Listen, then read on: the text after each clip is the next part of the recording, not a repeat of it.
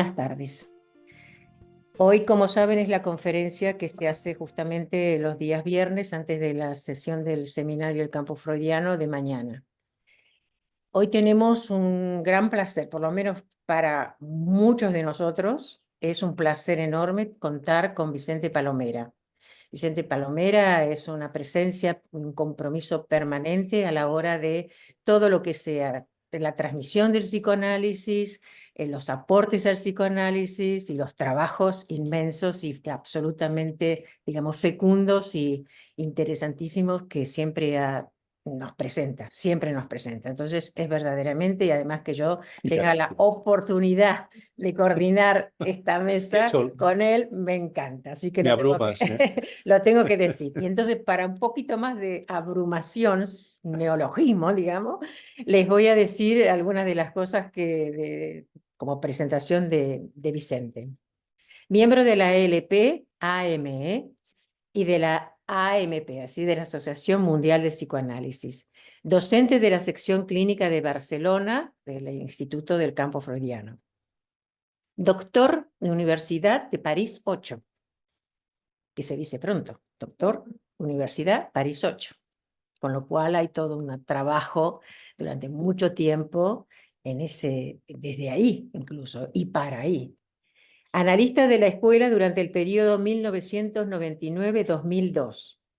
Director de la colección de la ELP. Hay muchos títulos muy interesantes que los que estéis interesados podéis dar una vuelta. Además, por supuesto, autor de numerosos libros y publicaciones del campo del psicoanálisis. Bien. Entonces, la ética no es solo un término más en juego en psicoanálisis, sino que es uno de los principios rectores de su práctica y por lo tanto de la clínica. En su momento, y a partir de un trabajo conjunto de los consejos de las escuelas, Éric Laurent redactó y presentó los principios rectores del acto psicoanalítico, donde nos recuerda algunos de estos. Uno de ellos, la dimensión de la ética, que atraviesa la experiencia del análisis del comienzo al final, es de la que nos hablará hoy Vicente Palomera. El título de la conferencia es La dimensión ética de la clínica. Bien. El psicoanálisis, como saben, es una práctica de la palabra en la que los dos participantes, el analista y el analizante, se reúnen en la misma sesión psicoanalítica. El analizante habla de cosas dichas al sujeto que le hicieron mal, podemos decir, y de cosas imposibles de decir en otro lugar y además imposibles de decir por fuera de lo que es justamente el discurso analítico y lo que permite. El analista puntúa los decires del sujeto del inconsciente, y lo remarco porque es importante, porque justamente Vicente va a subrayar esta cuestión. Entonces, el analista puntúa los decires del sujeto del inconsciente, hechos de lenguaje y de efectos de verdad. Vale la pena evocar lo que expresó Lacan en el seminario RCI en 1975, digamos para recordarlo una vez más, y esta es una buena ocasión también, me parece, cuando al respecto dice, lo cito, este fenómeno asombroso que es el descubrimiento del inconsciente realizado en la lengua alemana y por Freud. Cierro la cita. ¿Dónde puntúa los decires el analista? En ese lugar, el de la sesión psicoanalítica y de lo que allí ocurre. Lugar en el que se tiene en cuenta la particularidad del sujeto que se dirige a un psicoanalista. Un lugar donde no existe una cura estándar ni un protocolo general, pero sí principios rectores del acto psicoanalítico. Al ser una práctica de la palabra y no regirse ni por lo estándar ni por el protocolo general, no es una técnica. Otro punto que diferencia Vicente en lo que nos va a aportar hoy. Entonces, no es una técnica, sino un discurso que anima a cada uno a producir su singularidad, su excepción. Y tiene su ética. La dimensión ética de la clínica, esa que conviene observar, traer y esclarecer cada vez que se trata de lo que está en juego en la oferta que abre a la experiencia inédita del inconsciente. Así que dicho esto, le paso la palabra a Vicente. Bueno, muchas gracias por tus palabras, tu acogida, creo que es excesivo lo que has dicho. Yo soy alguien que trata siempre de servir al discurso psicoanalítico y aprender de la experiencia que sostenemos en ese marco que tú has descrito, ¿no? Del dispositivo inventado por Freud. Antes que nada, un saludo a todos los que estoy viendo en la pantalla, en esa especie de colmenas, ¿no? que tengo delante y que, bueno, me acompañan, ¿no? De manera virtual, a distancia. Me hubiera gustado veros en presencia, pero las circunstancias son estas. Ya nos vamos acostumbrando. Todo al final acaba siendo parte de nuestra cultura ya telemática, podemos decir así, que nos invaden. Pero bueno, propuse, cuando me pedisteis un tema para esta conferencia, propuse este tema, en la dimensión ética de la clínica. Ya has dicho alguna cuestión sobre el énfasis que el psicoanálisis pone sobre la ética, no la técnica, el discurso analítico, y de esto voy a hablar. En realidad, estoy recogiendo cosas que trabajé en una época, estoy retomando algo que ya trabajé hace muchos años y me voy a ceñir, digamos, a este tema de la ética, del discurso analítico y de la ética, pero en el periodo, digamos, del Lacan clásico. Y cómo Lacan clásico hace visible algo que está muy presente ya en la obra de Freud, en los escritos de Freud. No, voy a empezar precisamente en una época donde todavía no estaba este dispositivo del que hablaba Mónica, de el analista y el analizante se reúnen en el mismo sitio, en el mismo espacio, a una hora, etcétera, etcétera. Es otro momento. En 1893, voy a partir de eso, y son mis migajas freudianas, es decir, estoy haciendo un poco un trabajo sobre las migajas freudianas, como son de absoluta actualidad. En 1893, Freud publica un trabajo sobre un tratamiento de un síntoma histérico por hipnosis. En él trata de conferir a un caso la virtud probatoria de un tratamiento terapéutico. La paciente, una mujer a la que asistía, era una madre incapaz de amamantar a su hijo recién nacido. Mediante la terapia por sugestión hipnótica, consigue hacer desaparecer el síntoma. Y este mismo síntoma se presentaría posteriormente con 2 hijos más, a los cuales aplicó el mismo tratamiento con igual éxito. Freud presentaba así un control de un éxito terapéutico. Sin embargo, muestra su perplejidad por la desconfianza de la paciente y la del afligido esposo frente al asombroso éxito terapéutico. Al nacer el tercer hijo y plantearle las mismas demandas a la madre, ella se mostró incapaz, una vez más, de satisfacerlas. Incapaz. No podía dar de mamar a su hijo, a su bebé. Freud encuentra a la paciente en el mismo estado entonces que en anteriores ocasiones, pero esta vez enojadísima consigo misma, por no poder eliminar con su sola voluntad los síntomas. Tras la repetición del éxito terapéutico, la paciente abandonó su reserva y le confesó a Freud los motivos que habían guiado su consulta hacia él. Cito a Freud: me daba vergüenza que algo como la hipnosis saliera adelante donde yo, con toda mi firme voluntad, resulté impotente. Freud se percata de que el éxito terapéutico no hizo vencer la aversión de ella y de su marido a la terapia. Freud comprueba que la vergüenza y el sentimiento de culpa de la paciente es correlativa, disculpe, he saltado una línea.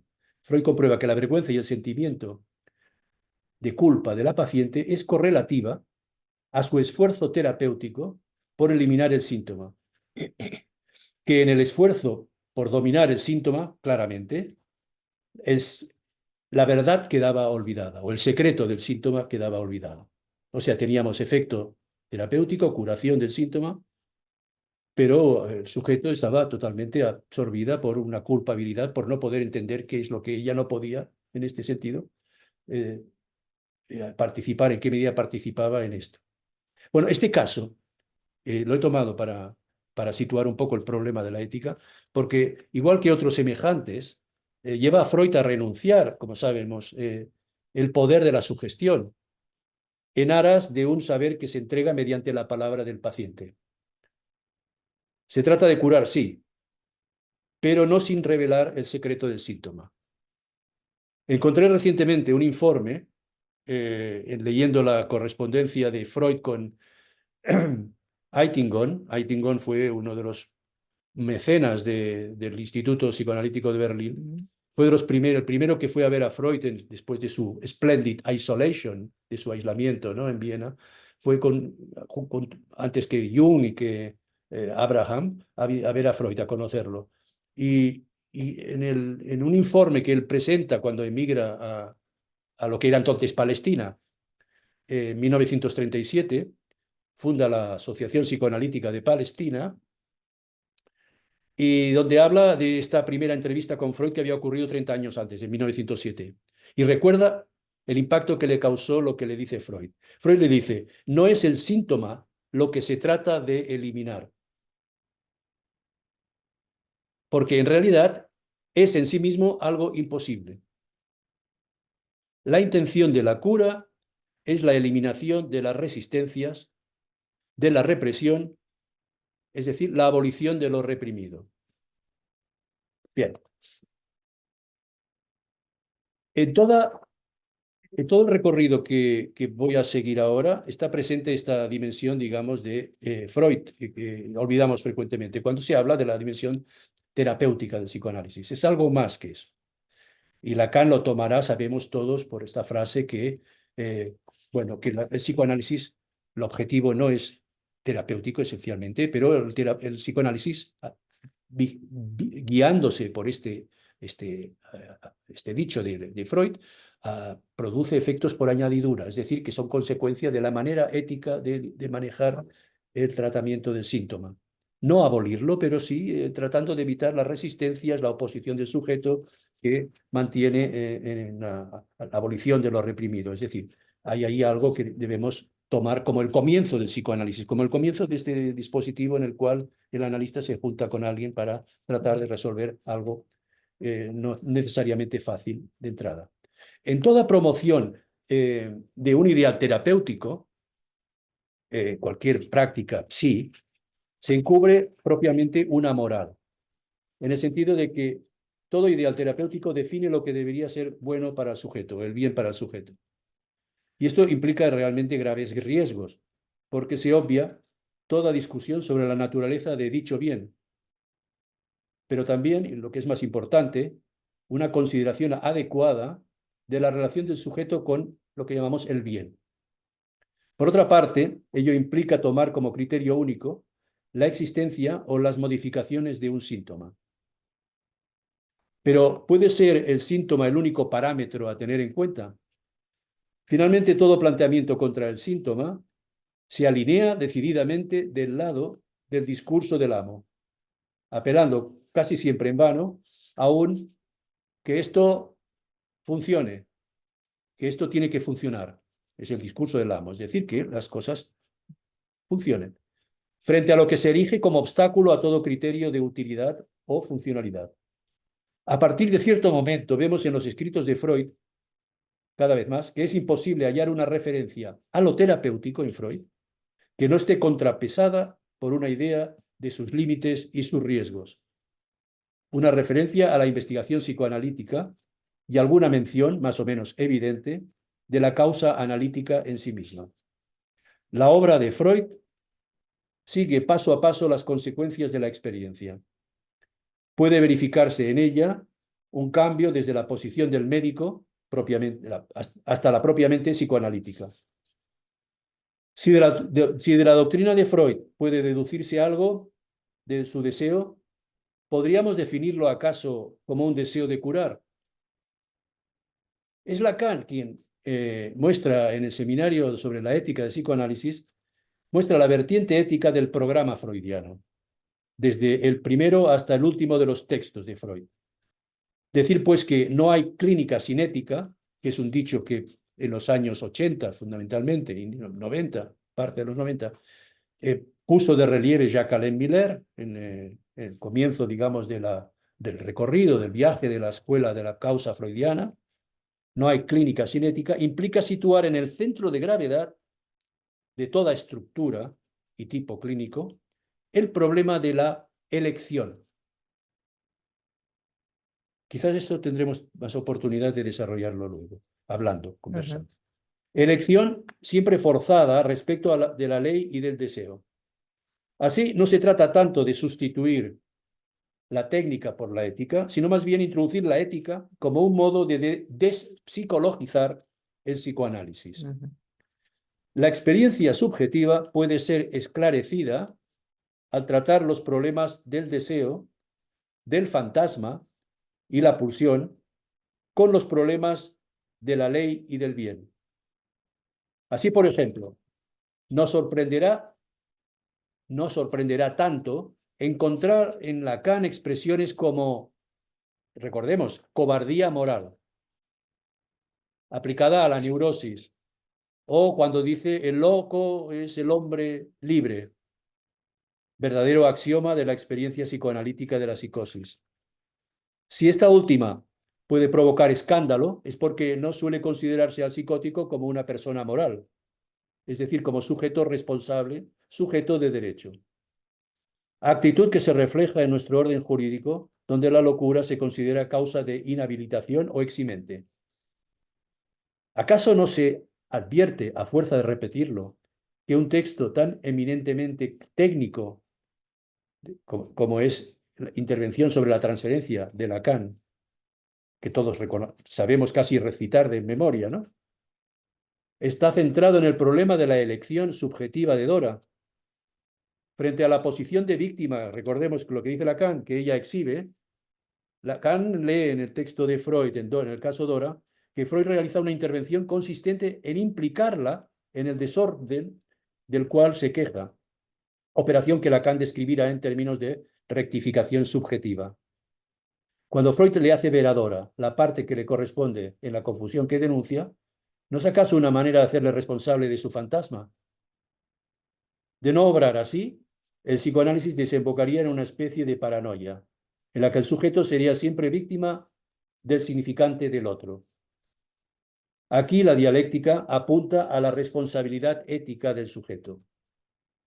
La ética aparece, pues, como un freno a la tendencia hacia el delirio de interpretación.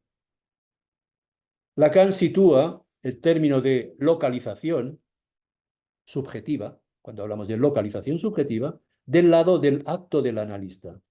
Acto fundamentalmente ético y no una mera investigación para descubrir dónde está el sujeto.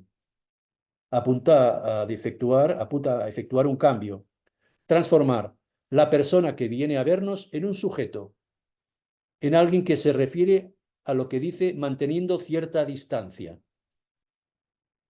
Todo esto no supone que debamos traducir sistemáticamente los conceptos psicoanalíticos en términos éticos. No estoy diciendo esto, pero sí deberíamos tratar de hacerlo siempre que se trate de hablar de posición subjetiva. Esto es algo que Lacan desarrolla también respecto, por ejemplo, de la perversión.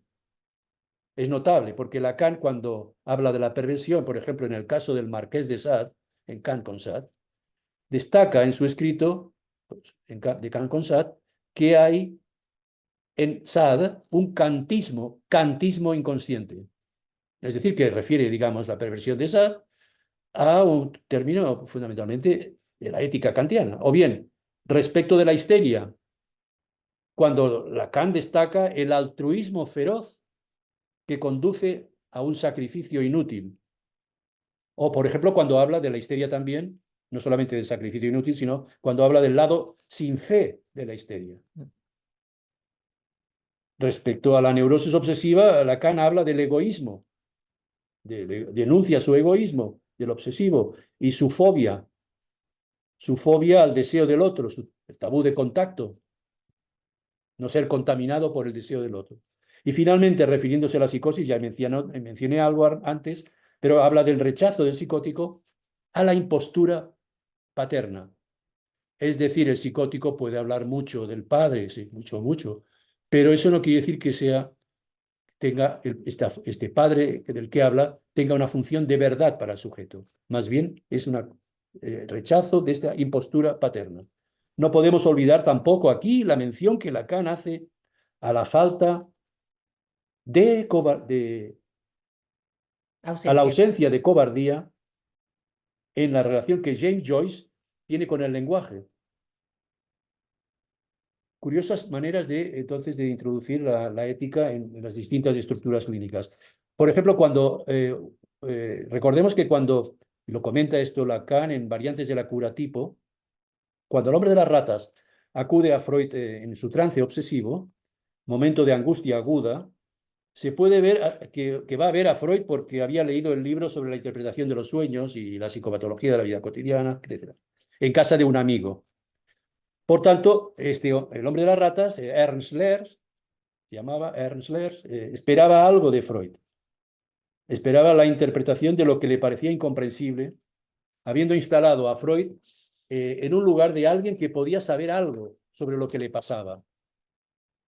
O sea, que no solamente introduce ya lo que nosotros llamamos la dimensión de sujeto supuesto saber de Freud, sino que cuando Freud actualiza ese sujeto supuesto saber en la transferencia ya con el paciente, antes, cuando ya lo ha ido a visitar, no lo hace en una dimensión del saber técnico, sino en una dimensión de verdad. Verdad que Lacan señala que contraría la exactitud. Verdad, digamos así, de verosimilitud. Recordemos que Freud instala entre su analizante y él una dimensión de verdad.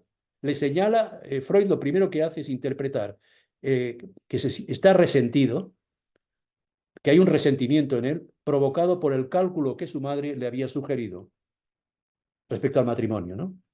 Freud lo interpreta en relación al padre. La madre le había sugerido que se casase con una mujer rica, mientras que él precisamente ama a la mujer pobre. Freud interpreta el hecho de que este hombre se mantenga en una duda, yo diría que, incluso ahora diciéndolo, diría es una inhibición, lo que llamamos inhibición. Él no podía acabar la carrera de Derecho. No era solamente una duda, es decir, alargaba como estos estudiantes que no pasan los exámenes, iban alargado. Porque de pasar los exámenes tenía que pasar digamos, al compromiso matrimonial, a casarse, y la elección de una esposa, cosa enormemente complicada para un obsesivo, como vemos. Todo lo que sabemos sobre la neurosis obsesiva lo encontramos en Freud, en El hombre de las ratas. Paréntesis. Freud interpreta el hecho de que este hombre se mantenga en una duda de encrucijada para él, una inhibición, como ligada a la historia del padre. Aunque esto es lo contrario del material que le había llevado al hombre de las ratas. Freud se da cuenta de que el padre del hombre de las ratas había renunciado a un amor de juventud, como sabemos, para casarse con la madre. Y Lacan subraya que si Freud puso en acto, esto es muy importante en Variantes de la curativa, Lacan señala que el famoso, subraya que si Freud puso en acto esta interpretación dentro de la transferencia, fue porque él mismo, en su juventud, se había planteado esta cuestión, este problema, y que había decidido casarse con la mujer que amaba, eligiéndola precisamente pobre. Esto lo encontramos en un texto de Freud que se llama Recuerdos encubridores, donde hay un famoso sueño, el sueño de las flores del campo de flores amarillas, y habla de los amores con la Bueno, los remito a ese texto. Hay un comentario de un discípulo de Freud, un analizante de Freud, Bernfeld, Siegfried Bernfeld, que escribió una nota sobre que lo cita Lacan, sobre esta implicación de Freud en la interpretación. Es una implicación donde Freud sabe de qué está hablando el hombre de las ratas porque él mismo había tenido que pasar por esa experiencia de la elección. Y en ese recuerdo pantalla del campo flores, de las flores amarillas muestra que Freud había pasado por ahí, es decir, algo de la contratransferencia de Freud no se puede pensar sino dentro de la decisión ética para poder interpretar al hombre de las ratas. Vemos la posición del analista como hombre de verdad, dice Lacan, en la transferencia dentro de una dimensión ética. Me voy a saltar otro caso, que es el caso de Abraham Gardiner, en un análisis el análisis con Freud. Otro punto, entonces, la dimensión ética del síntoma. Quizás el ejemplo que he tomado, que me parece más sencillo, donde podemos encontrar en Freud lo que llamamos la dimensión ética, o lo que llamo la dimensión ética en juego en el síntoma, en el caso de la joven histérica, el caso Emma, conocéis todos, ¿no?, que no podía entrar en las tiendas. Se encuentra en el proyecto de una psicología para neurólogos, en el capítulo titulado Proton Pseudos, es decir, la primera mentira, donde lo que va a señalar Freud es que habla de la mentira del síntoma. Vamos a ver por qué.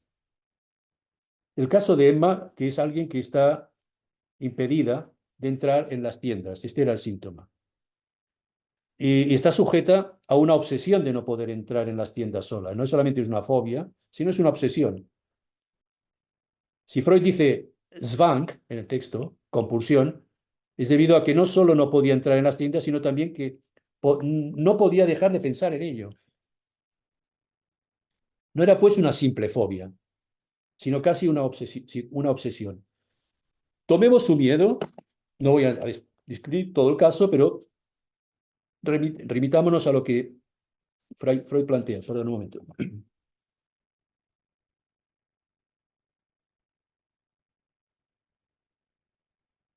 Tomemos su miedo, el miedo de Emma, a las tiendas como un significante.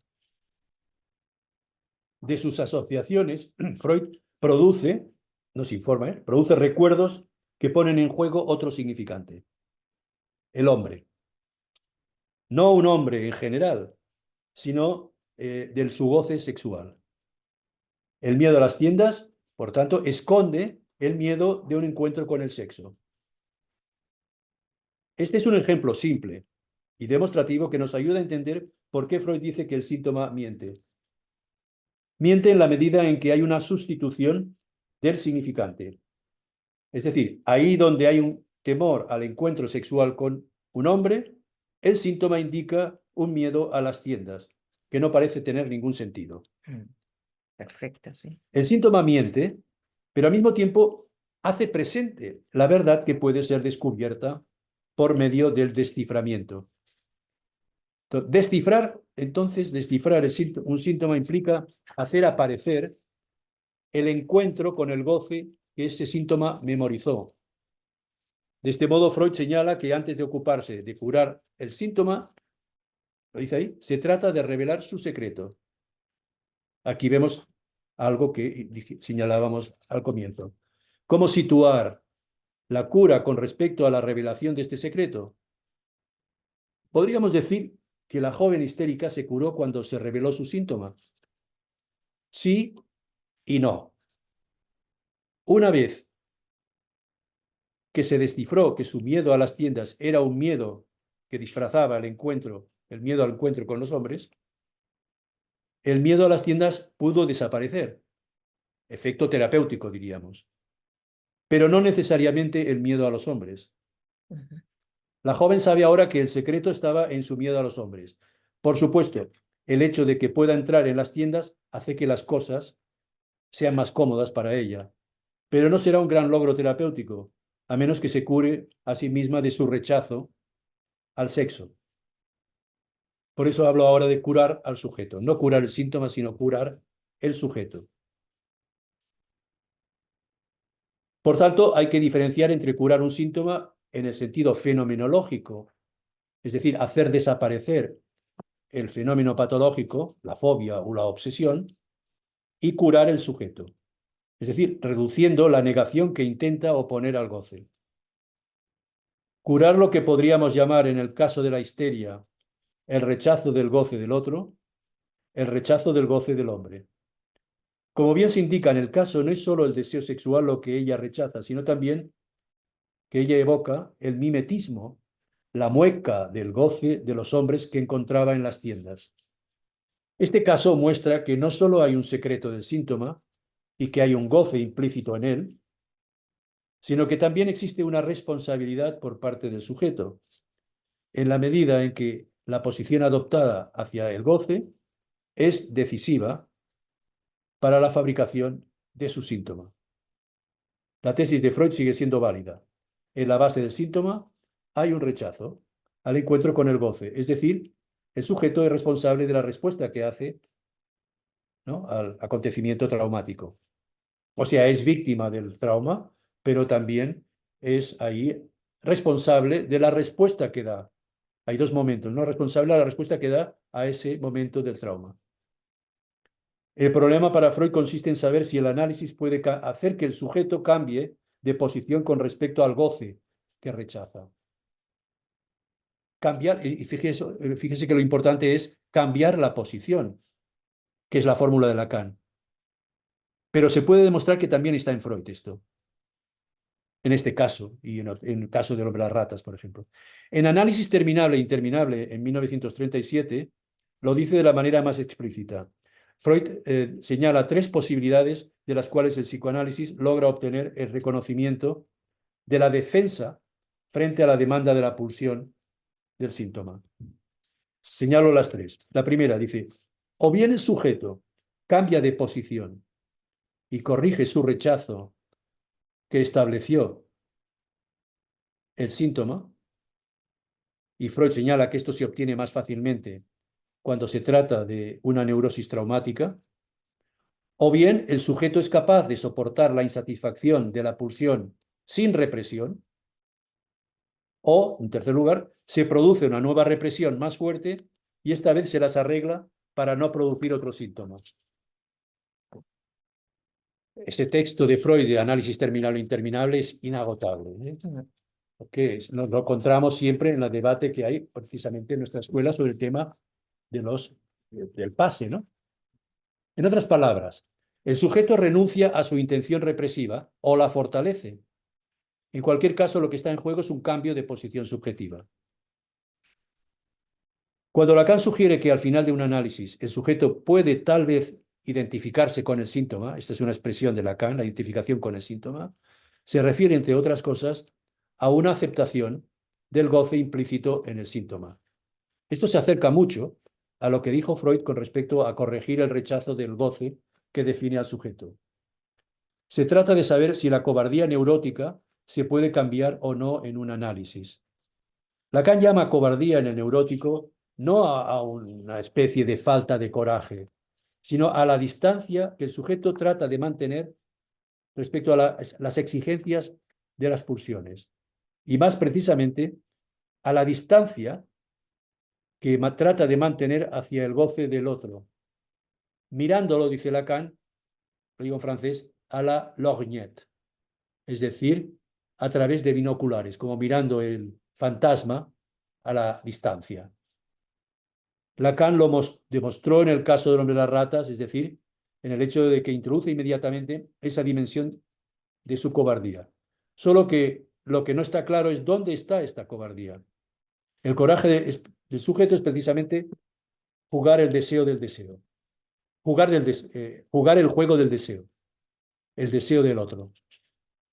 Esta expresión curiosa, con binoculares, dice claramente cómo el neurótico se mantiene apartado, cómo utiliza la distancia como medio de protección. Lacan se pregunta si al final de un análisis podría atreverse a mirar un poco más de cerca el goce que teme. Hay que recordar que todos y cada uno pero tememos algo concreto. Y no se trata de un miedo generalizado, sino que cada uno tiene sus figuras de goce temido. En el análisis, el analizante se arma de valor y es una forma de alivio de tristeza, de la tristeza. La tristeza que Lacan señala junto a la depresión como hermanas de la cobardía que caracteriza al neurótico, aunque a veces actúe como un payaso y sea gracioso. Si se armara de valor obtendría otro tipo de beneficio terapéutico, un efecto a nivel de tristeza. La promesa analítica, entonces, puesto que hacemos una promesa para el sujeto que viene a vernos, ¿no? Va mucho más allá, va más lejos que llevar al sujeto, como decía Freud, a la miseria común. Conjuga un efecto sobre la posición del sujeto, sobre su deseo, con el beneficio de saber algo sobre el propio inconsciente. Como decía Lacan, afirma que a partir de un análisis se puede saber algo sobre el inconsciente que determina al sujeto. Lo dice en televisión, ¿no? ¿Qué puedo saber yo? Puede saber algo sobre los significantes, ¿no? Los significantes que gobiernan su inconsciente, que determinan, que marcan el destino del sujeto. Correlativamente, el psicoanálisis puede dar a uno la posibilidad de una nueva elección ante el núcleo que lo horroriza. Esa era la idea de Freud. Dar a alguien una nueva posibilidad de elección es algo muy raro y valioso, porque esto evoca la posibilidad de, no sé si podemos decir un nuevo deseo, pero sí al menos de un nuevo efecto del deseo, lo que ya creo que es una gran promesa. En la actuación del neurótico se observa, generalmente, observamos que el fantasma no lo aborda, sino, como he dicho antes, a la distancia, desde lejos, por estar enteramente ocupado en sustentar el deseo del otro, manteniéndolo sobre ascuas, en muy diversas formas. Cuando Freud comenta la relación del hombre de las ratas con sus superiores jerárquicos, en ningún momento interpreta que estos sean representantes del padre. Antes bien indica que hay muchas cosas que él no hace, si bien sabe exactamente qué es lo que debe hacer. Freud advierte enseguida que las raíces de su conflicto se sitúan en el registro ético. Por su parte, Lacan planteará que al final de un análisis el sujeto quizás pueda conseguir identificarse con el síntoma, lo que significa, entre otras cosas, que puede aceptar el goce implícito en el síntoma. Esto se aproxima mucho a lo que Freud dice respecto a levantar el rechazo del goce que define al sujeto. En definitiva, se trata de saber si la cobardía neurótica puede ser cambiada o no en el análisis. Me parece que estoy repitiéndome. Sí. Salto el párrafo porque al pasarlo al ordenador, lo que señalo es, en definitiva, que lo que hay que decir, que cada uno teme algo concreto.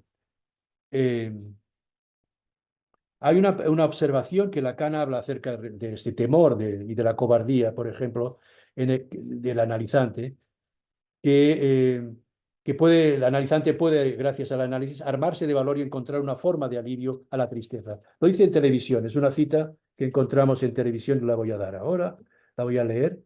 Dice Lacan, se califica, por ejemplo, a la tristeza de depresión cuando se le da al alma, se le da el alma por soporte, o la tensión psicológica del filósofo Pierre Janet. Pero no es un estado del alma, es simplemente, dice Lacan, una falla moral, como se expresaba Dante e incluso Spinoza. Un pecado, lo que quiere decir una cobardía moral, que no cae en última instancia más que del pensamiento, o sea, del deber de bien decir o de reconocerse en el inconsciente, en la estructura, dice Lacan. ¿Qué es la cobardía moral? Es no poder sostener el deseo, no poder anudar el deseo con su causa, no conducir la propia vida en el sentido de que uno quiere, sino por mandatos, en suma, no poder hacerse responsable de los propios actos. Lo que la clínica analítica enseña es que si bien la mayoría de los pacientes en análisis son fundamentalmente culpables, y es un hecho que la culpabilidad es la atribución que hace el propio neurótico de la causa de sus dificultades, de sus síntomas, en general, sabemos, son los sujetos fundamentalmente culpables, son poco delictivos y nunca criminales. Digamos que el neurótico es un culpable sin delito. Tiene una enorme capacidad para culpabilizarse por cualquier cosa que les ocurra bajo dos formas estructuralmente idénticas. A saber, cuando dice es mi culpa o bien no es mi culpa. No tengo nada que ver con eso. Cualquiera de las dos formas introduce la noción de falta y de culpabilidad. Los sujetos se sienten, en general, culpables y responsables. No hay una diferencia enorme en la cura analítica entre culpabilidad y responsabilidad. Por lo general, creo yo que se mezclan las dos. De hecho, Lacan apunta al hecho de que el sentimiento de culpa es una prueba de la subjetivación de la ley. O sea, la culpabilidad es un efecto mismo de subjetivar la ley. Y en este sentido, toda subjetivación de la ley implica una culpabilidad que no está en relación con el crimen, sino con la ley. Subjetivar la ley produce efectos de culpa. En otras palabras, las diferentes incidencias de la culpabilidad son siempre incidencias de la división subjetiva. Si Lacan hace de esta división subjetiva la función basal del sujeto, en el seminario de la ética lo plantea al entrar, el seminario, habla del universo mórbido de la falta, un término que toma de Esnar. Si Lacan hace de esta división subjetiva la función basal del sujeto es debido a que éste se reduce a su culpabilidad como pura repercusión de lo simbólico sobre sí mismo. Repercusión de la ley sobre el sujeto, el cual puede ser definido a partir de una equivalencia, que sería la consecuencia de la ley inconsciente sobre el deseo del sujeto igual a culpabilidad. Hay una observación que hace Lacan en un momento ya último de su enseñanza sobre el término de culpabilidad que aclara este punto. Lacan dice que en francés hace resonar en la lengua francesa culpabilité, que hace sonar el coup, cortar. Es decir, que cualquier goce que el sujeto obtenga, por definición, no es suficiente, siempre es corto, se queda corto. Es decir, que la culpabilidad es simplemente en relación a una ley del sujeto de que debería gozar el máximo, pero el goce siempre está limitado. El goce siempre es un corte. De ahí que Lacan hace ver la relación que tiene la culpabilidad en relación a esta subjetivación de la ley. En última instancia, hablar de la culpabilidad es referirse al goce en el registro de la ley. Una ley ciega, sin palabras, esto es inconsciente. Por el contrario, todo sujeto que no está inscrito en el registro de la ley paterna, presentará siempre una falta de culpabilidad tal que sus actos no llegan a ser tomados por un decir.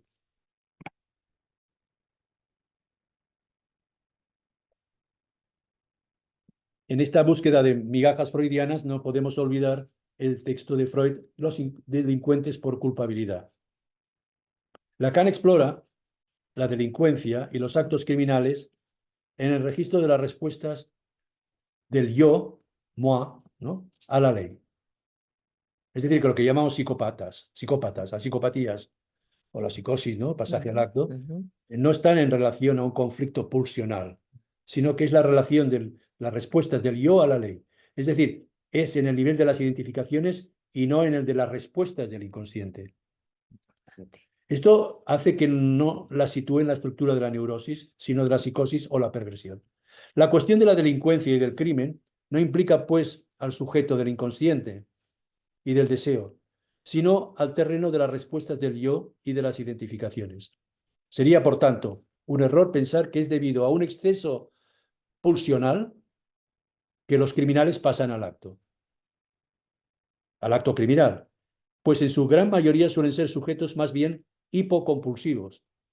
En otras palabras, contrariamente a la neurosis, en la psicosis no hay que buscar el resorte del pasaje al acto criminal en el registro pulsional.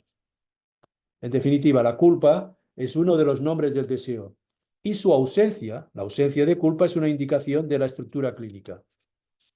Hay, por último, un caso, no sé si nos da tiempo por el tiempo que A ver, ¿qué hora llevamos. es? Es un caso que presenta, que recogimos, ¿cómo estamos? Con eso terminaría. Para mostrar la vertiente de... 9:22. ¿Y eso? Hasta las 10 tenemos tiempo, Ah, ¿no? pues entonces sigo. Sí, Y el sí, caso me parece recordar, sí, seguramente algunos lo recordaréis, fue en una ocasión que es de un descubrimiento de este caso de Freud en una carta que dirigió a Binswanger como respuesta al tratamiento de un paciente que había visto Freud y que es derivado a la clínica que Binswanger tenía en la clínica Bellevue en Suiza. Es una carta de 1935.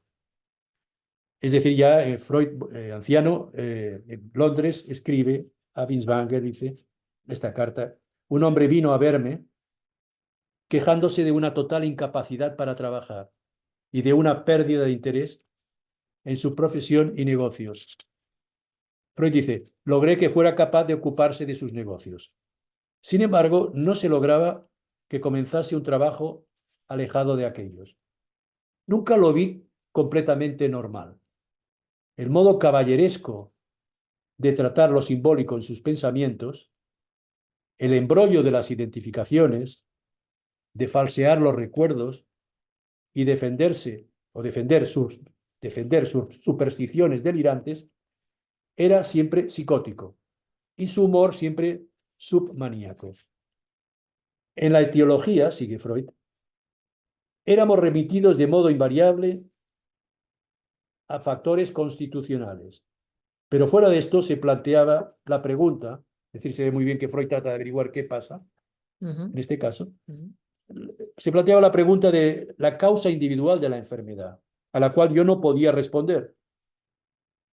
Un día creí haber encontrado la pista, y tiene que ver con un accidente, con un incidente que puede ocurrir siempre, lo contingente aparece, ¿no? Había dejado a este paciente en mi despacho solo, y al volver empezó a acusarse de una acción indecente, que sin embargo, dice Freud, podía muy bien haber callado. ¿Qué había pasado? Mientras se ausentó Freud, había leído las notas personales sobre el escritorio.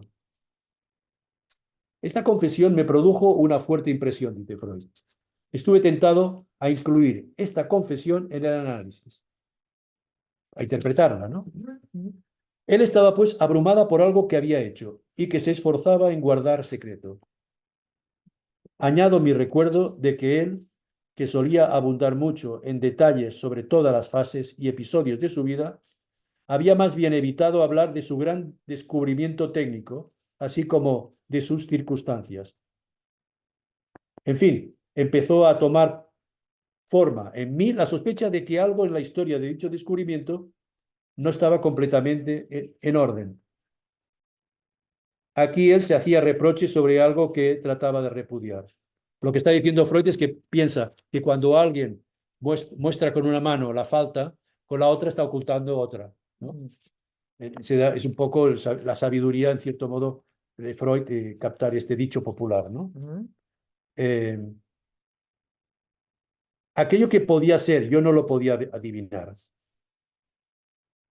¿De qué se trataba, ¿no? ¿Qué repudiaba? Me encontraba entonces, dice Freud, en la duda de si debía continuar esta pista y levantar la denegación supuesta. Es decir, introducir la confesión que había hecho el sujeto, ¿no? De eh, este acto, digamos, de espiar, ¿no? Lo que ponía Freud, como algo importante para entender la lógica de este síntoma. Dice Freud, muy interesante porque es una indicación sobre la clínica diferencial. Dice, en el caso de una psicosis, lo hubiera hecho. Es decir, esto hubiera sido la vía correcta, introducir este hecho de que él mismo se declaraba su falta en ese punto. Y hubiera permitido la conclusión definitiva del caso. Hubiéramos dicho que hay ahí un desplazamiento y venía a poner de cargo un mecanismo de denegación, ¿no? Es decir, mostrar algo para revelar la verdad del síntoma. Pero yo dudaba, probablemente con razón, en lo concerniente a la influencia del análisis sobre una psicosis. ¿Qué pensaba? Digo, soy una psicosis. Podía esperar que al hacer consciente la raíz del conflicto, se siguiera un nuevo desencadenamiento de la psicosis sobre cuyo curso y salida no hubiera podido actuar yo. Considerando esta situación, decidí abstenerme de tocar el asunto y contentarme con un resultado provisional e incompleto. Se ve muy bien la falta de furor terapéutico de Freud, sino más bien una actitud científica, si queríamos decir, o tratar de pensar en la dirección buena del curso de una interpretación que hubiera sido, podríamos decir así, una catástrofe. Ujú, ujú. Y entonces dice, considerando esta situación, decidí abstenerme de tocar el asunto y contentarme con un resultado provisional e incompleto del caso. El paciente me dejó poco tiempo después, bajo el pretexto de que sus negocios en Berlín no soportaban más su ausencia. Al poco tiempo supe de una fuente segura que el hombre con el que el paciente había trabajado en el invento y que ahora se había instalado en una empresa en Checoslovaquia, había amenazado al paciente con una querella a causa de los derechos de propiedad de su patente, aunque le había ofrecido un arreglo pacífico que el paciente rechazó de manera brutal. O sea que se había apropiado de una patente, ¿no? Y había estafado, digamos, a este amigo. Todo esto, dice, había pasado durante el análisis conmigo. El paciente no lo había mencionado y yo no sabía siquiera de la existencia de tal colaborador. Este prosiguió la causa contra el paciente y ganó el proceso en lo que respecta a la patente nacional, pero no pudo continuar con el mismo proceso en los otros países. No he sabido cómo se desarrolló el asunto después, aunque mi sospecha parecía fundada. El paciente era de alguna manera un criminal neurótico. Una expresión curiosa que va a resaltar Eric Laurent después en un comentario, Sí, muy como si curiosa. es un psicótico, como es un criminal Sí, neurótico. muy O sea, un curiosa. impostor con una conciencia moral demasiado sensible. Lo aclara aquí. No había podido resistir a la tentación de apropiarse de más derechos de autoría del invento que aquellos que le correspondían, pero se arrepentía de esto con inútiles humillaciones que hacía en su vida para ocultar su sentimiento de culpabilidad. Ya su actitud de trabajo tenía el carácter de castigo. Todos sus esfuerzos para no oír su odio en la defensa contra su mala conciencia fracasaron. Su desgracia, y termina aquí Freud la carta, fue entonces encontrarse con un estafador y explotador tan desprovisto de escrúpulos como él mismo. Y entonces dice en la carta, dice, a continuación sigue el nombre de un fundador de una concepción, de una secta religiosa del mundo. Es decir, consiguió, digamos, encontrar su castigo encontrando un estafador más grande que él. El comentario de Freud es genial. Pero Binswanger presenta los antecedentes cuando escriben esta carta del paciente que hablan de 4 hospitalizaciones en el medio psiquiátrico. En la primera estuvo ingresado 7 años, a los 7 días. 7 días, perdón, a los 37 años de edad. Presentaba alucinaciones visuales y auditivas y un insomnio rebelde. Poco después, durante un viaje al extranjero, tuvo otra crisis durante 5 días. La preocupación del paciente por lecturas de textos religiosos, pasando por el cristianismo hasta Johannes Müller y a Rudolf Steiner, el de la teosofía, ¿no? Le valdrá aún la fase delirante, tratada durante 7 semanas en el hospital de Binswanger. Es de resaltar el carácter violento de sus alucinaciones. Al llegar a ser padre, explica Binswanger, sufre un nuevo desencadenamiento de su enfermedad. Se creía un perro y se mordió él la pierna derecha con tanto vigor que contrajo una osteomielitis. Otra vez se propulsó de una manera tal contra la pared de su celda que se provocó una fractura de costillas. El paciente se orientó hacia la Christian Science, luego hacia la comunidad de Pentecostés. Cambió de orientación religiosa 7 veces. Finalmente se dirigió al movimiento Oxford, allí participando en un mitin internacional después de una violenta crisis de agitación, durante la que fue atado a la cama, intentaba morder a las enfermeras. Tras una fuerte fiebre y sin causa orgánica alguna, falleció 5 días más tarde. Freud, lejos de excusar. ¿no? Sí, impresionante, ¿no? Es una pequeña nota y que en la carta, no he puesto la nota aquí en el pie de página, ¿o lo tienes tú? Es que yo en el texto No, que te he acá, mandado, acá. es una carta que se publicó en la Lettre la lettre mensuelle de l'École de la cause freudienne, por François Sauvagnat, que hizo un comentario, y Eric Laurent hizo ese comentario muy pertinente. Bueno, es uno de los documentos que tenemos que aparecieron de la posición de Freud como terapeuta y como hombre de deseo, porque aquí más que una posición de terapeuta es un hombre de deseo, ¿no? Freud, lejos de excusar a este hombre a causa de su enfermedad, evoca la fatalidad. Esto es lo importante. El paciente, que es un estafador, se encontró con uno mejor que él. O sea que el punto de vista de Freud es sumamente lúcido. Es un estafador porque ha robado y por eso trata de castigarse, dado que es un criminal neurótico, es decir, un criminal en el sentido neurótico que ha encontrado su castigo. Por eso evocaba el texto de Freud que había publicado años antes, Los delincuentes por culpabilidad. Freud pone en relación el crimen y el delirio. El delirio llega como reacción al crimen que él no quiere ni reconocer ni asumir. Hay un sentimiento de culpabilidad no neurótico. Después de haber calificado a su paciente de psicótico, Freud dice que, no obstante, hay un mecanismo neurótico.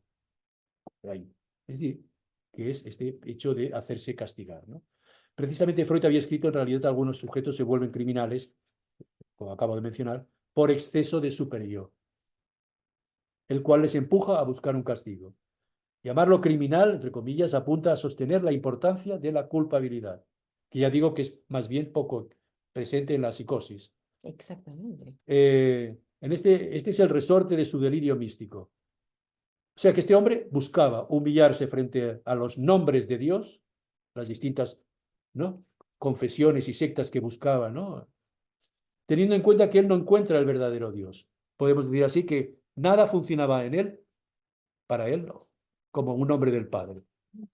De ahí su búsqueda en las sectas, lo que constituía un modo particular de confesión pública.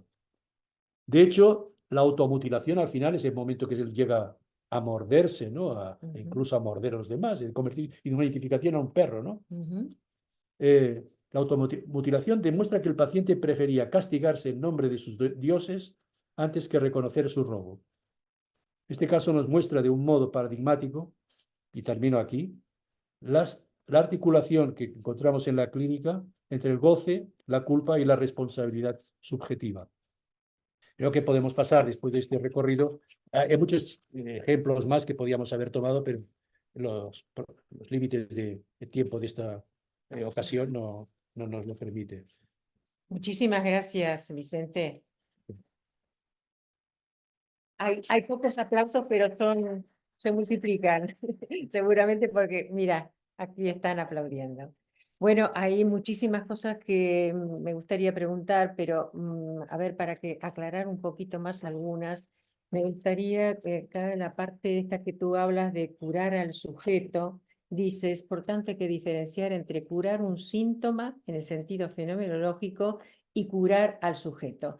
Y lo rescato porque me parece que es absolutamente central en todo lo que has desarrollado, que del lado de curar un síntoma podríamos caer claramente en la psicologización o en la terapia, esa que apunta justamente al desplazamiento del síntoma, pero no es exactamente lo que se trata en el psicoanálisis cuando hablamos de síntoma. No es, porque justamente tú dices apuntar a curar un sujeto, pero entonces ahí se trata de otra cuestión. No se trata para nada del mismo síntoma que de aquel del que se ocupa la psicología o se ocupa la terapia. Si pudieras abrir un poquito Claro, más la cosa aquí. es el eje, digamos, que predomina, digamos, en la elección de este tema, en lo que yo he presentado hoy. Claro, habría que ver qué tipo de ética está en juego en la última enseñanza de Lacan. A ver. Quiero decir, con la concepción que Lacan tiene del síntoma al final, en el sentido de que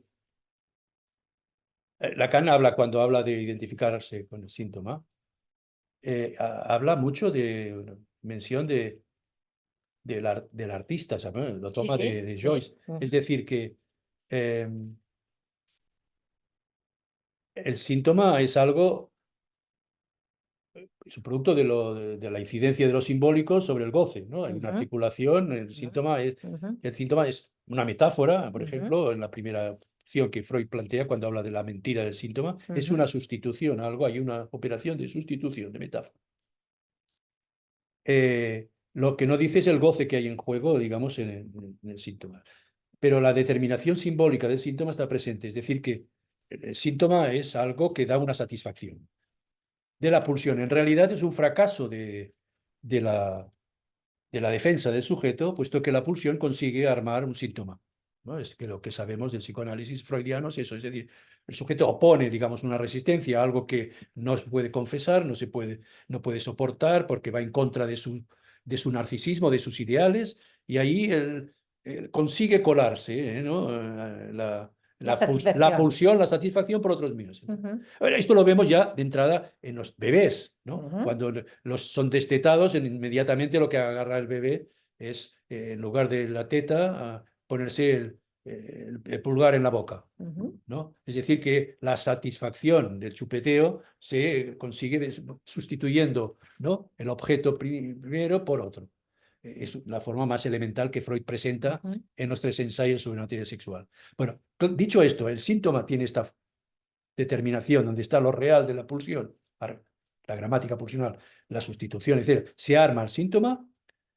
Síntoma pertenece, digamos, a esa dimensión del inconsciente, lo simbólico. Pero Lacan añade saber hacer, y ahí está la cuestión, porque saber hacer implica ya una determinada perspectiva de la cura analítica, al final, ¿qué ética se desprende? Es que el saber hacer tiene que ver con el arte. El hacer tiene que ver con el arte, no el saber. El síntoma es un saber, digámoslo así. El síntoma es un saber, pero el hacer no es algo del inconsciente, es un arte, es un bricolaje, digámoslo así. Es el arte. Son dos cosas que se articulan. Entonces eso quiere decir que Incluso en la artesanía. en la artesanía, ¿no? Exacto. Y entonces la cuestión que se plantea al final sería para hablar de la ética en la última enseñanza de Lacan. Lo que un analista trata de como servir como un instrumento para ayudar a alguien a encontrar lo más, no una saber, digamos, puramente referido a un orden, una adaptación, etcétera, sino saber hacer algo con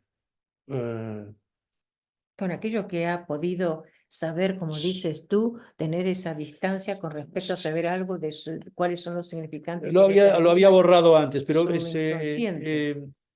eso sería el objetivo de la ética. Lo he tachado y lo voy a decir tal como lo había.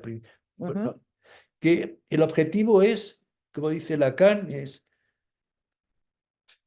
que un sujeto sepa hacer con su vida, decirlo así, ¿no?, ¿Sí? de modo general, o con su goce, con sus deseos, sepa hacer con lo más singular de sí mismo algo. Sepa hacer con lo que es más inconmensurablemente distinto, lo que es incomparable, lo que es insustituible, no con porque si no haríamos una moral, que podríamos decir así, el psicoanálisis sería hacer, digamos, de alguna manera una referencia a un bien equivalente a un universal, ¿no? Es decir, que saber hacer con ellos mismos, digamos, con la vida, saber hacer con la vida. Y eso es algo que va, digamos, más allá de simplemente de cambiar la relación del sujeto, como decía Lacan en los seminarios sobre la ética, o esta orientación de Freud, de no saber que el síntoma como tal, es la carta que le dice al comentario de Eitingon, el síntoma no se trata de eliminar el síntoma porque en realidad es en sí mismo algo imposible. Freud le dice en 1907 esto. Si es imposible, ¿qué se puede hacer con el síntoma? Yo creo Siempre que, habrá síntoma. claro, Siempre el habrá síntoma es síntoma. que precisamente el síntoma es lo Como tú más has dicho, propio siempre del habrá. sujeto, es lo Claro. que lo Es el ser que constituye, habla, ¿no? es Más lo que propio viene del al ser que lugar de habla. lo que no existe, es decir, lo que un sujeto se construye como un síntoma. Se construye para anudar lo que es el registro De del lo que está. cuerpo, el goce y, Lo imaginario. y el cuerpo, lo imaginario, el goce, lo real, y lo simbólico, es decir, el inconsciente. ¿Cómo eso se puede sostener?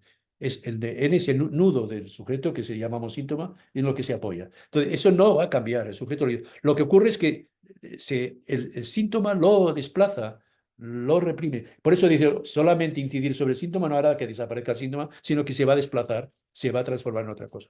Entonces yo, claro, esta sería mi precisión. Digo, habría que ver cómo Lacan habla, por ejemplo, cuando habla en la carta, en la presentación del seminario en inglés, del seminario 11, en el prefacio, y habla precisamente de la mentira, digamos, la verdad mentirosa, ¿no? Ujú.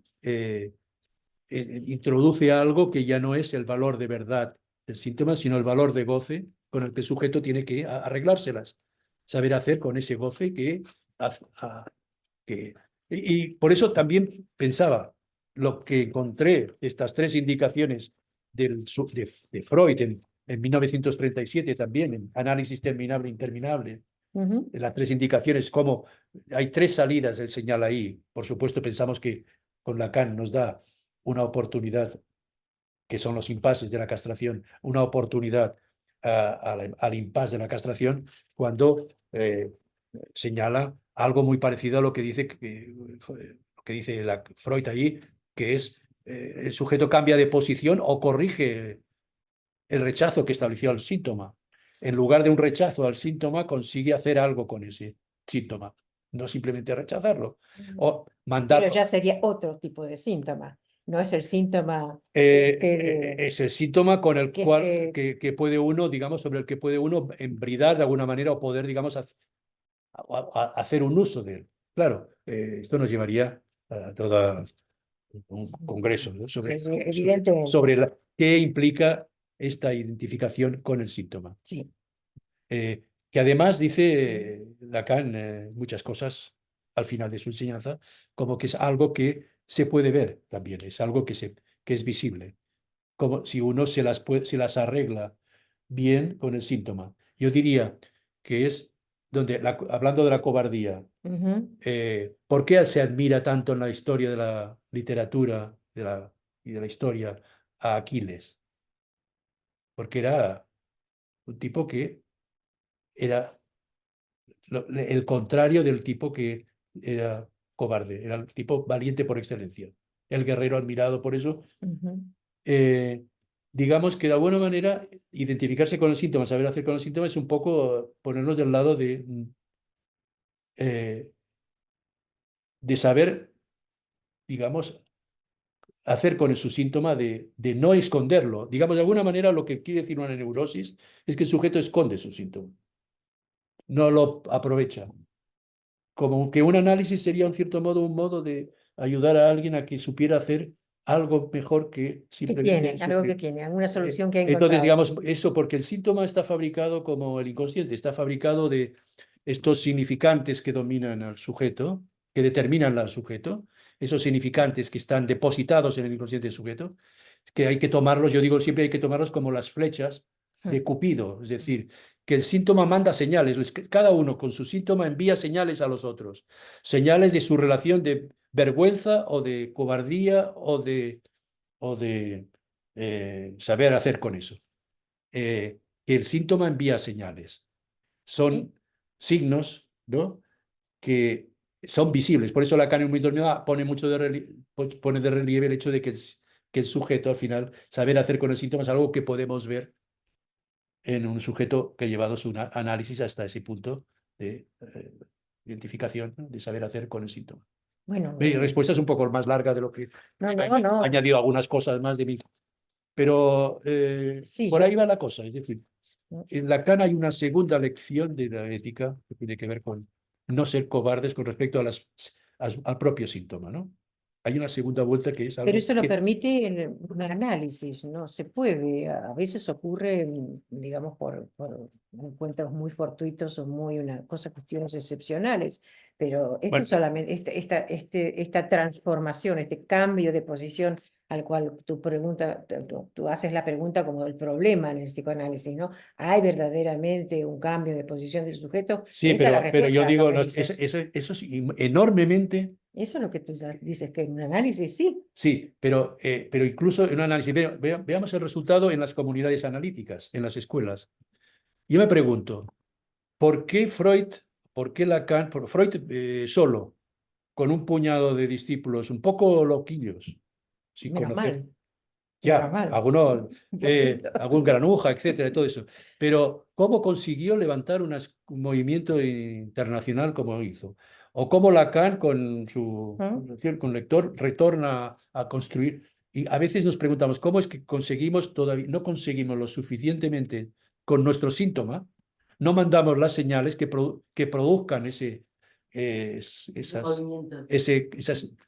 los signos de nuestro síntoma no, Ujú. no acaban de ser como Como la flecha de flecha de Cupido. Cupido, crear algún tipo de transferencia de amor, ¿no? De amor hacia Sí. este discurso que sirve para tanto. Para nosotros nos ha servido, pero ¿cómo podemos esto producir transferencia hacia el psicoanálisis? Y esta para mí sería la cuestión ética que concierne a la escuela, que concierne a nuestras Sí. escuelas, etcétera.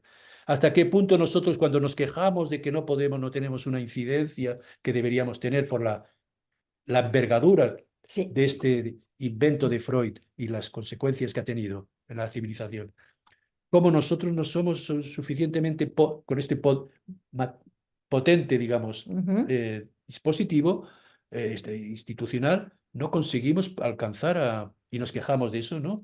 Los efectos que podríamos tener si el síntoma es algo que suscita, produce, provoca el amor de transferencia, Sí. ¿no? Habría que preguntarse también esto Sí. sobre la dimensión ética, ¿no? No de la clínica, sino de las escuelas, ¿no? Que nosotros hacemos. A ver si alguien tiene alguna Bueno, pregunta. lanzo esto como una Sí, sí, sí. provocación, es evidente. No, quería retomar la pregunta que hacía Vicente, por un lado, pero también la pregunta que hacías tú, porque en verdad Lacan, justamente todo este tipo de razonamiento que tomaba el saber hacer y demás, justamente lo hace a partir de su reflexión sobre Joyce, y en ese sentido, sin análisis. Por Ujú. eso es cuando alguien justamente puede, como decía él, no ocultar el síntoma, sino hacer algo con el síntoma, que en Joyce es una suerte de imposición del Ujú. lenguaje, ¿no? Sí, Es un buen ejemplo. Y Ujú. en ese sentido, bueno, sí, en realidad Lacan al final lo que plantea es cómo ir más allá del inconsciente. Cuando habla de Joyce se refiere a Joyce como desabonado, ¿no? Del inconsciente. ya. Quiere decir, no tuvo necesidades para hacer algo crear su síntoma y hacer algo con su síntoma. En la medida esa, cree que se trata de conseguir ir más allá del inconsciente, porque el inconsciente de algún modo, el inconsciente desconoce algo, o sea, consigue hacer muchas cosas, fabricar, producir, trabajar síntomas, No le queda otro remedio. pero, pero, pero sobre la base de un desconocimiento, y es que no hay relación sexual. Es decir, trata de conseguir buscar siempre un S2, es una fábrica de conexiones, de relaciones, de establecer relaciones que giran en torno a la idea de la relación. Lacan trata de buscar un sistema de no relación, cómo pensar el psicoanálisis si lo pensamos a partir de un conjunto donde no pensamos en términos de relación. Por eso habla del inconsciente a partir de Joyce, habla de este goce, de lo que goza, hay un inconsciente que goza, ¿no? Del sentido, Ujú. Ujú. eh, interpreta y tal, pero hay un goce fuera de eso, hay un goce. O sea, lo que señala es que hay una máquina de interpretación constante, pero hay un goce en eso. Ujú. ¿Cómo eso podemos alcanzar, digamos, esa modalidad, digamos, de que cada uno pueda gozar del síntoma, sabiendo que el síntoma ya es la única manera que tenemos de gozar del inconsciente? O sea, hay una paradoja. Es una paradoja. A ver, que hay dos preguntas. Santiago Castellano. Buenas, Gracias. sí, buenas noches. Gracias, Vicente, por la conferencia y por los debates que se abren. Quería hacer dos puntuaciones. Una, que es una pregunta. Cuando ha planteado toda la cuestión de todo sujeto no inscrito en la ley paterna carece de culpabilidad, digamos, ha articulado la cuestión de la neurosis y la culpa. La pregunta es así, efectivamente, pero también tenemos la melancolía, que es la megalomanía de la culpa. No sé si puede comentar algo al respecto, donde aparece la dimensión de la culpa en primer orden también. Y la segunda cuestión es, en este debate sobre el bricolage del síntoma y el síntoma, tal y como lo formula Lacan en su última enseñanza, finalmente efectivamente se trata de un arreglo, un anudamiento entre lo real, lo simbólico y lo imaginario, que lo podemos pensar en la neurosis y en la psicosis, aunque no es de la misma manera. Si podríamos decir entonces, con este debate que se ha abierto ahora, si un sujeto suficientemente analizado al menos, eh, tendría que estar como mínimo advertido de lo que cambia y lo que no cambia de su modo singular de goce, porque efectivamente algo cambia y algo no cambia. Hay un nuevo bricolage, pero al menos se trata de saber de qué se trata en relación al goce propio, al modo singular de goce. Sí, hay dos cuestiones, creo, ¿no? Dos. Sí, La primera, melancolía, la manía y melancolía. Tenemos tres grandes grupos, ¿no? Paranoia, esquizofrenia y ahora melancolía y manía, ¿no? Eh, Ahí la melancolía plantea una paradoja y es que él construye el melancólico construye un tribunal, ¿no? El mismo, donde él es una basura, al final son gente muy gentil los melancólicos, que les dices que quieren muy bien, vamos a hablar, quieren hablar. Yo he tenido algunos casos bastantes que entran en esta conversación, pero todo, tener que tener en cuenta que no son sujetos donde hay un rechazo del lenguaje. La paradoja es esa, por una gentilidad, aceptar eso, pero en realidad eso no va, sino a conducir a que tiende, digamos, el sujeto a presentarse a sí mismo como un resto, como una basura, como lo peor de la vida, ¿no?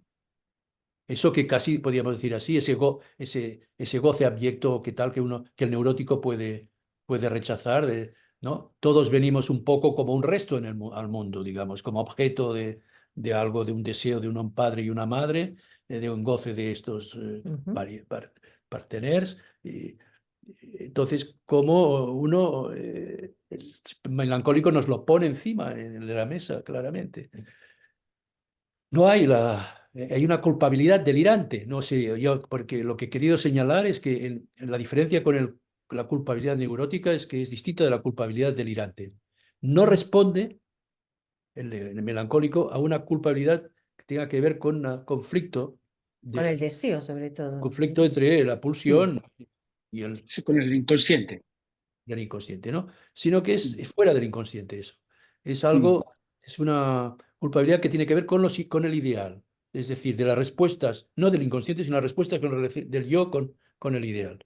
Y es ahí donde el sujeto se reduce a ser un puro, ¿no? Una propia constitución del discurso en torno a ser una basura frente a un ideal, un ideal, un tribunal eh, espantoso, casi kafkiano, ¿no? Como en el proceso, ¿no? De Kafka, ¿no?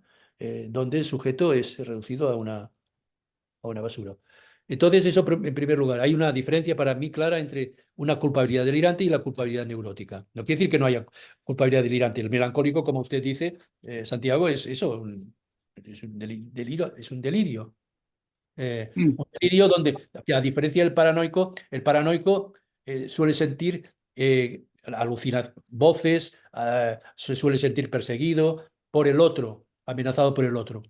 Pero es que el otro ya lo tiene el melancólico en el interior y se lo dice a sí mismo, no necesita un otro que le hable, le insulte, le maltrate, etcétera, o lo persiga. Él mismo constituye su propio circuito de culpa delirante. La otra cuestión ahora me he olvidado, ahora, espera un momento, era la... ¿Puedes No, repetirla, no, Santiago? espera, En este debate, de esta cuestión que ha planteado sobre el saber hacer, el bricolage entre real, simbólico e imaginario. Y la cuestión del goce, si se puede decir que un sujeto analizado, al menos si hay algo que cambia y no cambia en su modo singular de goce. Algo que cambia, claro. Sí. Qué pregunta. Está lo que cambia y lo que no cambia. Precisamente yo creo que al final de todo análisis, bien en el sentido que yo entiendo el psicoanálisis, es que hay algo que no cambia. Esto es lo que... Exactamente. Eso que no cambia. A ver, pero al final, ¿qué se trata? Se trata de obtener dentro del ruido, de los significantes, del inconsciente, de toda esta maquinaria y tal, encontrar el silencio. Al final aspiramos todos a podernos ruido. separar poco y conseguir en el inconsciente esa zona, ese lugar del silencio y poder estar tranquilos. Quiero decir, eso ya es una indicación de lo que Lacan plantea al final cuando señala, cuando se apoya en la lógica, cuando habla se habla de Gödel o habla de, ¿no? Cuando toma los lingüistas y los lógicos, ¿no? Habla precisamente de Bourbaki. Cuando habla de Bourbaki, escribe incluso un cuadrado, ¿no? Como un signo, ¿no? Una letra, al lado de las letras, que es el lugar del vacío, algo que queda vacío, un silencio. Es decir, cómo agujerear, cómo extraer en el sujeto frente a a este otro que inicialmente cuando uno entra al análisis con la regla que se le invita, regla, dígalo todo, todo lo que se le ocurra, para encontrar que eso no va a poder. El neurótico piensa que va a poderlo decir todo, pero al final la operación lleva a que el sujeto va a poder encontrar ese que no hay en todos, está el no todo, esa zona, digamos, donde no se alcanza, donde no es posible, eso que es imposible, digamos, subjetivar, eso dejarlo, podemos decir así, ese es el momento de separación del analista, en el analista que encarna ese objeto llamamos A, ¿no? Y puede irse, es decir, dejando vacío ese lugar de ese objeto que genera, digamos, todas esa selva, ¿no? de relaciones, arborizaciones, de síntomas, fantasías, fantasmas, etc. ¿Cómo vaciar eso? Llegar al silencio, diría, sería mi respuesta, que es una forma de conseguir esa zona de lo que no es curable. Lo que no es curable es eso, que está el no todo. El no todo y poderse, digamos, satisfacer ahí. Sí. Y Encontrar, sin embargo, una satisfacción. encontrar una satisfacción en eso. Hay una Amalia Baumgart. Hola, buenas noches y bueno, muchas gracias a Vicente por su exposición que ha sido excelente. Me quedé pensando en algo, ¿por qué no se puede hablar de técnica respecto a la ética en la clínica? Porque si la técnica son procedimientos de un arte, de una disciplina para alcanzar algún objetivo y en la ética lo que tú planteas es, en este caso, en relación a las enseñanzas de Lacan, la importancia no tanto del significado del síntoma, sino de que el sujeto cambie de posición, que me comparto totalmente. Digo, ¿por qué es reñido pensar que eso es una técnica? Bueno, buena pregunta. He puesto mucho el énfasis en esto para subrayar sobre el término técnica, que es un término, a ver, todo sujeto contemporáneo lo que quiere es qué tengo que hacer cuando empiece. Supongamos a alguien que se está formando como analista, ¿no? Pues, Mm, los primeros problemas que tiene, ¿qué tengo que hacer así? Como si hubiera un recetario, un armario en la ferretería, donde tú vas y coges esto y aplicas esto en cada momento. En ese mm, sentido, digamos, hay un uso, digamos, hay un buen uso del término técnica y un mal uso. claro.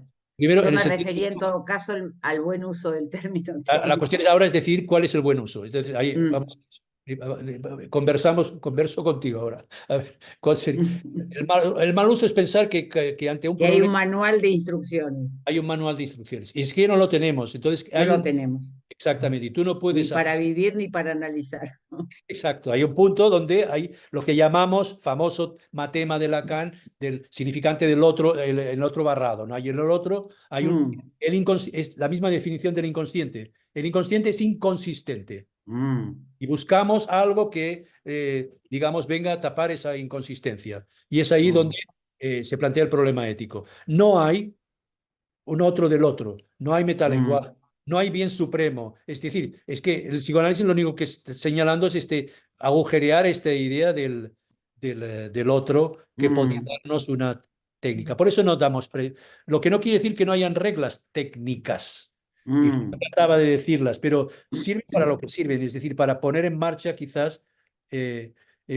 Lacan dice, en un momento determinado, me parece muy importante esto, que uno puede en su formación, en su análisis, saber obtener cómo manejar el teclado, cómo, ¿no? hacer funcionar el dispositivo, situarse como en la transferencia en el lugar del sujeto supuesto saber, etcétera. Puedes aprender. Pero lo más importante que uno debe conquistar o puede conquistar un análisis no es eso, es la revelación que va a obtener en un momento determinado. Es lo que llamaba el pase, ¿no? Es decir, cómo conseguir obtener, ¿no? lo que va a ser una...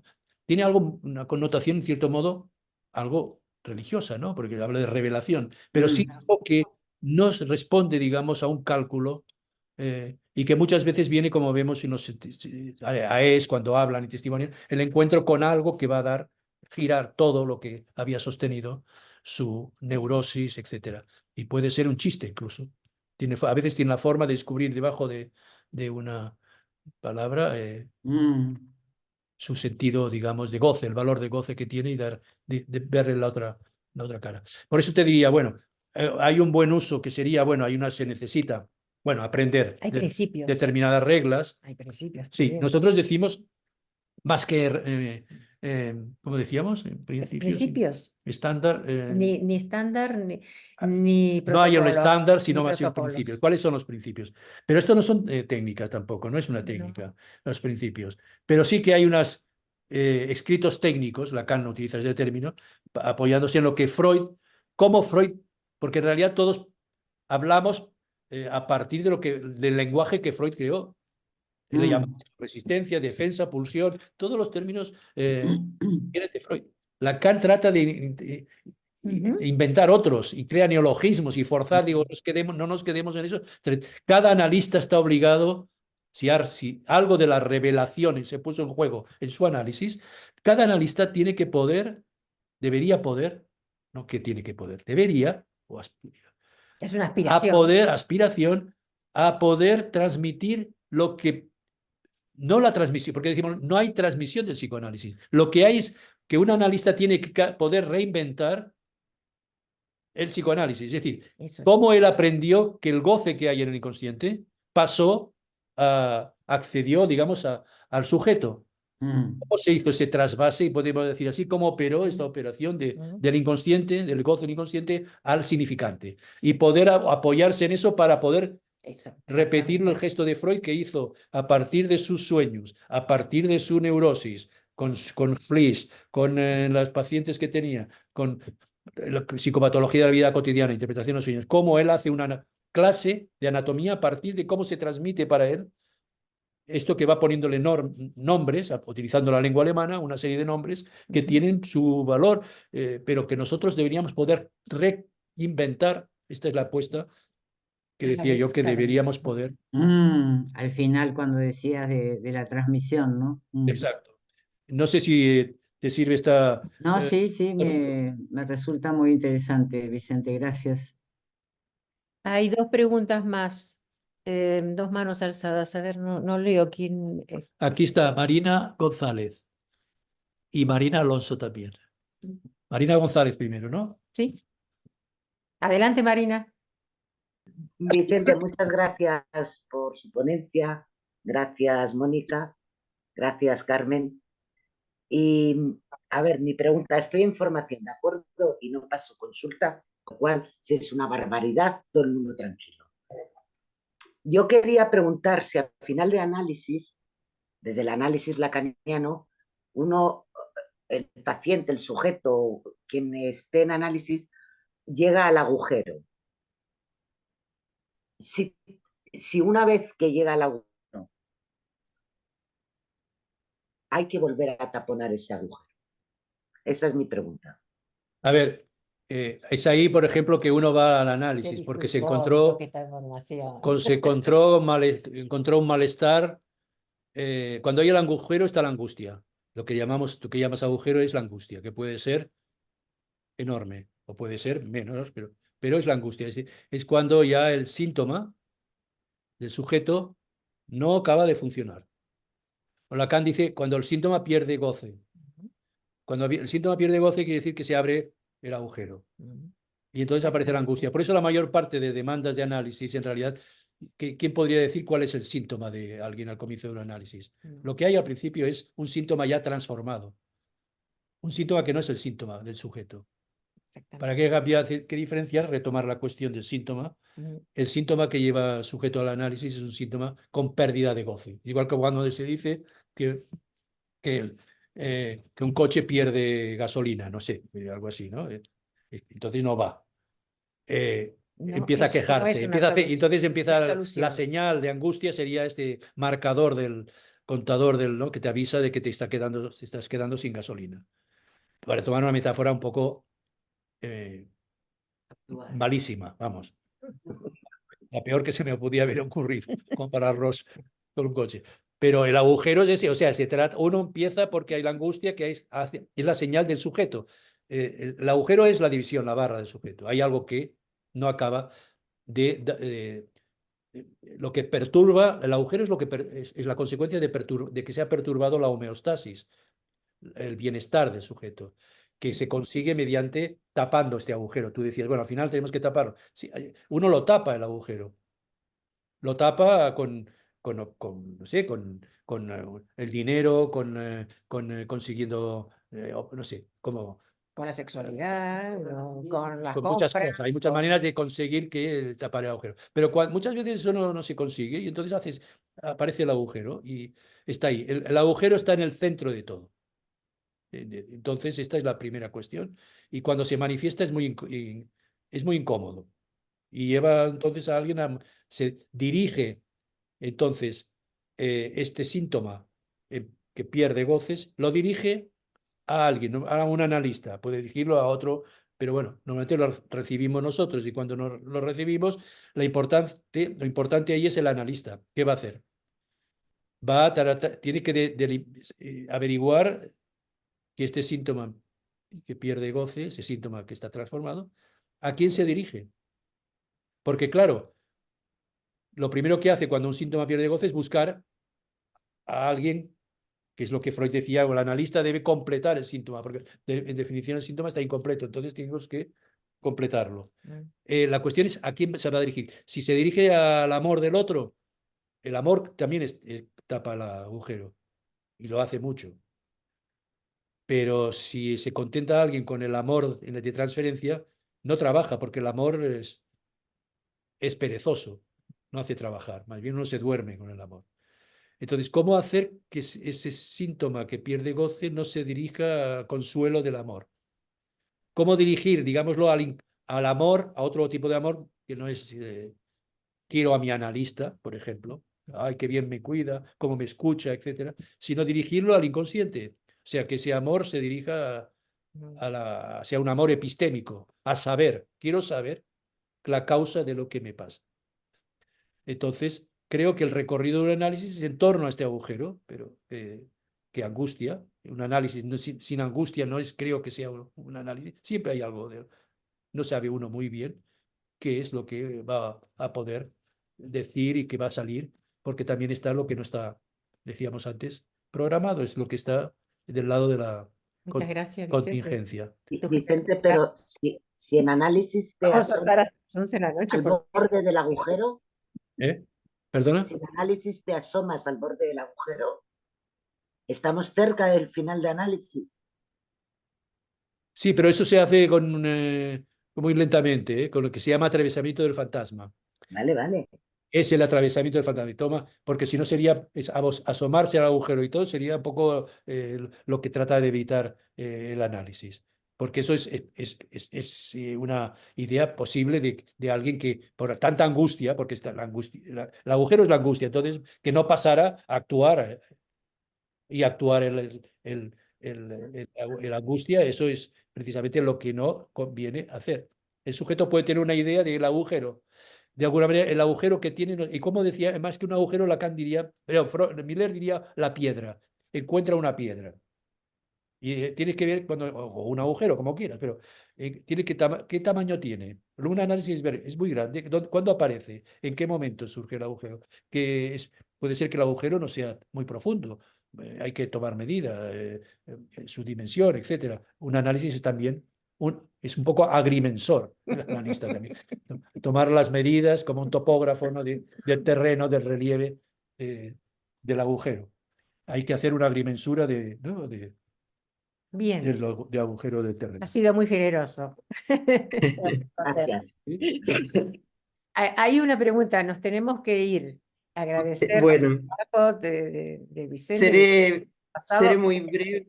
y seré ser muy breve. brevísima, brevísima, brevísima, por favor. Brevísima, disculparme que no tengo dañada la cámara, y solo para contarles un ejemplo de algo que me pasó hoy, porque yo estoy en esta preocupación de dirigirme, como todos en la escuela, a que el psicoanálisis se conecte con los no analizantes, ¿no? Bueno, hoy me llama por teléfono alguien que me indica que la médica del Inserso le dice, va por insomnio, tiene un hombre mayor de 65 años que tiene insomnio, y la médica le da un hipnótico, le da un hipnótico y le dice que me llame a mí, que soy psiquiatra, y que voy a saber seguramente qué otros remedios darle. Yo, que estoy cada vez más lejos del asunto y que quiero pensar como analista desde el inicio, ¿no? Le digo por teléfono que tenemos dos opciones, que efectivamente yo podría ayudarlo a dormir, pero también podría ayudarlo a despertar. Que creo que de lo que se trata es que de lo que se trata es que hablemos un poco de qué está jugando, qué lo desvela, le dije, qué lo desvela, y que él pueda, a través de un proceso de su palabra, ir descubriendo con mi guía qué es lo que está en juego en su insomnio. Pero que él tiene la última palabra, que lo piense y que luego, si está dispuesto a encarar un análisis, yo no lo medico y pensamos juntos. Y yo creí que no me llamaba más, porque yo fui firme en esto y no quiero tomar pacientes, no quiero empezar tratamientos psiquiátricos más, es algo que estoy dejando. Y me llama 3 horas después y me dice, ¿me puedes dar un turno? Quiero empezar. Y me sorprendió, para mí fue sorprendente, porque es la primera vez que yo me atrevo sin verlo siquiera al paciente, ¿no? Pero creo que de esto se trata, ¿no? De decir qué hacemos, qué podemos hacer cuando el otro llama, ¿no? Bueno, eso era todo. Muchas gracias. Sí, Por nada, al contrario, muchas gracias a usted. es un ejemplo, por ejemplo, de lo que es una interpretación, es alguna Bueno, yo le dije para cierre al hombre, el paciente siempre tiene la última palabra. Y luego me di cuenta de lo que le había dicho, porque la tiene al principio, la tiene en el final de análisis, siempre tiene la última palabra. No es el paciente el que habla, ¿no? Sí, Eso. pero el analista interpreta también. Puntúa. ¿Cómo? Sí, no, ¿Cómo? que el analista también debe interpretar. Bueno, sí, claro. Pero es verdad que la palabra es ahí fundamental, hacer resonar lo que es esto que es tan inconsistente del que nos habita a todos, que se llama inconsciente. Claro, La claro. palabra que inventó Freud, pero que Nos agita a todos, ¿eh? sí, Es- que lo que nos divide. Bueno, gracias por la pregunta. Bueno, más que la A pregunta, ustedes. por comunicarnos tu experiencia inaugural, porque de alguna manera has hecho un paso, un acto, ¿no? De traspasar a esta posición de, de decidirte, ¿no? Autorizarte a decirle algo a alguien que no es como psiquiatra, sino Claro. como futuro analista. Ujú. Tal cual. Muy bien, muchísimas gracias a todos. En principio, Ustedes. Vicente Palomera. Y a todos A ustedes. ustedes. Buenas noches.